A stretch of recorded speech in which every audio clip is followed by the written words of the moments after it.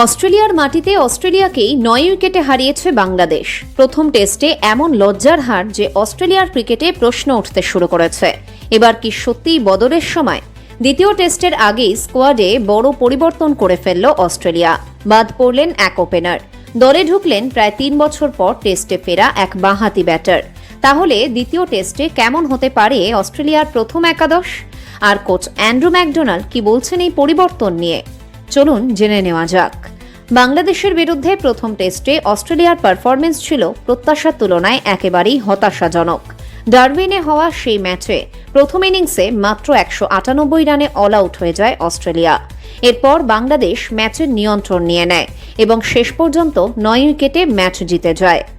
অস্ট্রেলিয়ার মাটিতে টেস্ট ক্রিকেটে বাংলাদেশের এমন জয় নিঃসন্দেহে ঐতিহাসিক। আর এই হারের পরেই অস্ট্রেলিয়ার দল নির্বাচন এবং কয়েকজন ক্রিকেটারের পারফরমেন্স নিয়ে প্রশ্ন উঠতে শুরু করেছে। প্রথম পরিবর্তনটা ইতিমধ্যেই হয়ে গিয়েছে। দ্বিতীয় টেস্টের আগে 13 সদস্যের স্কোয়াড থেকে বাদ দেওয়া হয়েছে ওপেনার জেক ওয়েদারাল্ডকে। প্রথম টেস্টে তিনি প্রথম ইনিংসে মাত্র 23 রান করেন এবং দ্বিতীয় ইনিংসে রানের খাতা খুলতেই পারেননি। তার জায়গায় দলে নেওয়া হয়েছে বাঁহাতি ব্যাটার ম্যাথিউ রেনশকে। প্রায় 3 বছর পর টেস্ট দলে ফিরছেন রেনশ। শেষবার তিনি ভারতের বিরুদ্ধে টেস্ট খেলেছিলেন। তবে রেনশ সরাসরি প্রথম একাদশের সুযোগ পাবেন কিনা তা এখনও নিশ্চিত নয়। ফলে দ্বিতীয় টেস্টে অস্ট্রেলিয়ার ওপেনিং জুটি কেমন হবে সেটাই এখন বড় প্রশ্ন। শুধু ওপেনার নয়, আলোচনায় রয়েছেন মার্নাস লাবুশেনও। প্রথম টেস্টের প্রথম ইনিংসে মাত্র 1 রান করেন লাবুশেন। দ্বিতীয় ইনিংসে তার ব্যাট থেকে আসে 31 রান। তার মতো অভিজ্ঞ ব্যাটারের কাছ থেকে এই পারফরমেন্স যথেষ্ট নয় বলেই মনে করছে অস্ট্রেলিয়ার টিম ম্যানেজমেন্ট।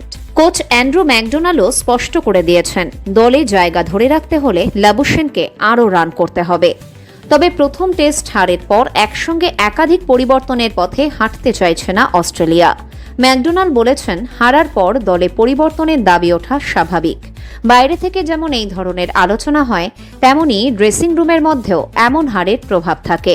অস্ট্রেলিয়ার হয়ে টেস্ট ম্যাচ হারাটা ক্রিকেটারদের কাছে অত্যন্ত গুরুত্বপূর্ণ বিষয়, কারণ তারা দেশের হয়ে খেলেন এবং বিষয়টিকে খুবই গুরুত্ব দিয়ে দেখেন।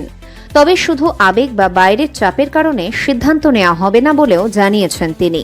ম্যাকডোনাল্ডের বক্তব্য, দল যখন জিতছে না তখন পরিবর্তনের দাবি ওঠে, এটাই স্বাভাবিক। বিশেষ করে এমন পারফরমেন্সের পর সেই দাবি করার যথেষ্ট কারণও রয়েছে। কিন্তু টিম ম্যানেজমেন্টের কাজ হলো শুধু চাপের মুখে পরিবর্তন করা নয়, প্রয়োজন হলে কঠিন সিদ্ধান্ত নিতে হবে। তবে সেই সিদ্ধান্ত যেন আবেগের বশে না হয়। তারপরও প্রথম পরিবর্তন ইতিমধ্যেই হয়ে গিয়েছে। ওয়েদারাল্ড স্কোয়াডের বাইরে, তার জায়গায় এসেছেন রেনশ।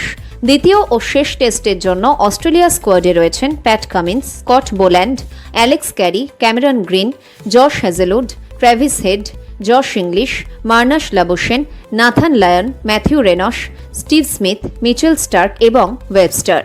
এখন সবচেয়ে বড় প্রশ্ন, প্রথম একাদশে ঠিক কী পরিবর্তন করবে অস্ট্রেলিয়া? বাংলাদেশ প্রথম টেস্টে 9 উইকেটে জিতেছে। অস্ট্রেলিয়ার প্রথম ইনিংস 200 রানের আগেই শেষ করে দিয়েছে।